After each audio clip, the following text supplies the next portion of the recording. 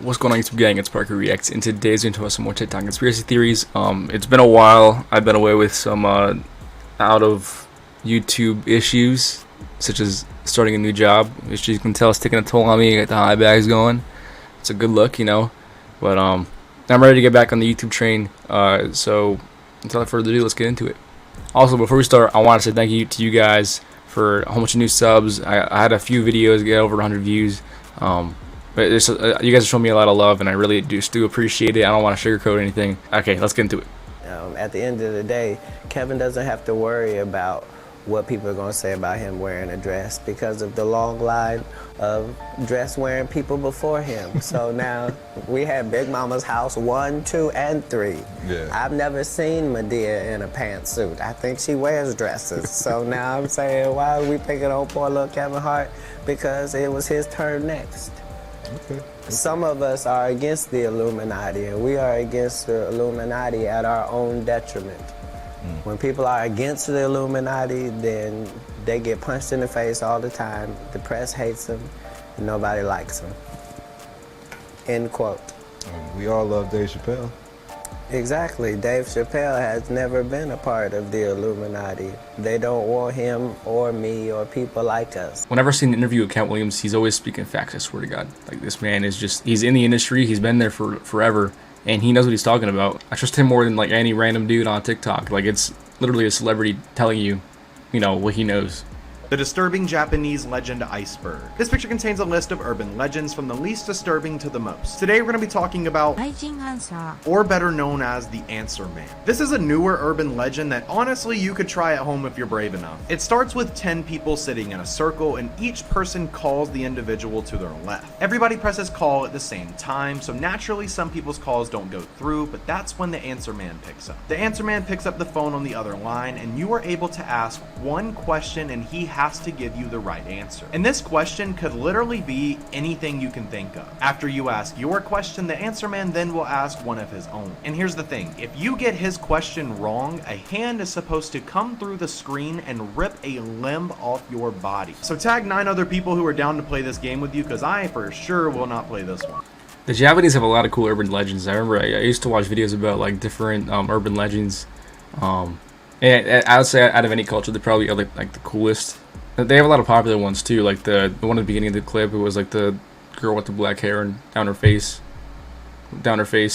Scariest conspiracy theories in the world that will seriously ruin your life. This list shows all the conspiracy theories from the most normal ones we all know to the darkest of the dark that will change the way you literally see the world. And of course in this series we're going to be going from the top all the way down to the bottom. Come back, let's go for part 2. The Titanic didn't hit an iceberg. So we all know about the Titanic, of course, the really famous ship that sunk, and it's commonly believed that it hit an iceberg, but this might change your mind. This is mental. There was of course survivors of the Titanic, and a lot of them were interviewed. Not one of them mentioned anything about an iceberg. What's crazier is a few people did say that there was a fire. Interesting. Now go and look at this. Before the ship even set sail, you can see a burn area in the photo. And it's actually the engine and boiler room right there. And if there was a fire in there, that's not ideal. Now there's a couple of theories I'm going to talk about. The first one was that it never even hit an iceberg at all. It was actually an inside job done by people such as the Rothschild family, which I will make a video on later in the series. Main theory that is very believable has something to do with this burn mark. Now the theory is there was a fire on the Titanic before it even set off, and this fire weakened the hull of the boat. Maybe there was an iceberg, but not as big as it's made out to be. It did hit this iceberg, and if there wasn't a fire, it would have been completely fine. Everyone would have just not even realised. But due to the hull and the ship already being weakened from the fire, that's what made it sink. I mean, that's a very believable theory. Let me know what you think in the comments down below. And make sure you hit that follow button, because it's going to get crazier.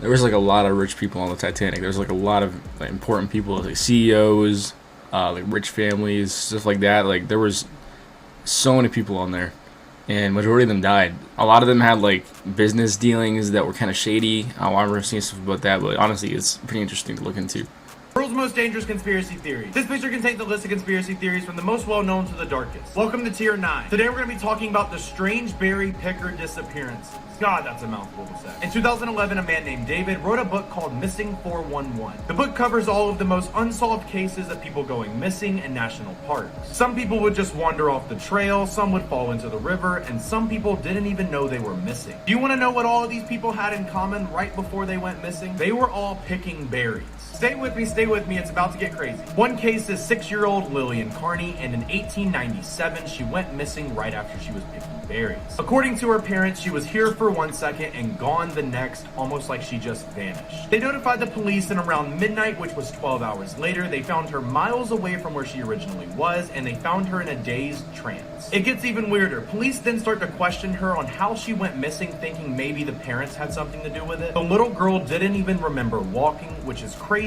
because she was miles away from where she originally was at. On top of that, she said the sun shined all the time, which would be impossible because it was midnight. Now, this didn't happen just once, but this has happened over 50 times. So are these people just mysteriously going missing in the woods?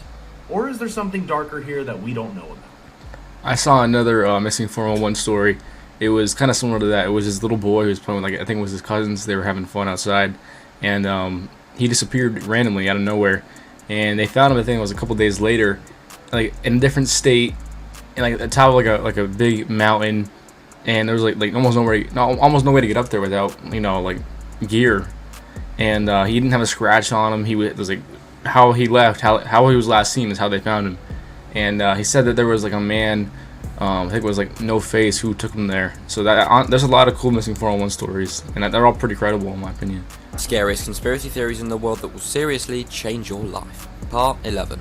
Today we are talking about time loops. This is mental and very, very confusing. Right, so you've seen films such as Groundhog Day, Palm Springs, or Dark or anything. You kind of get the gist of this, where people are kind of stuck in a time loop, reliving the same day again and again and again. Like things like Groundhog Day, Happy Death Day, all that kind of stuff. What if this actually exists in real life?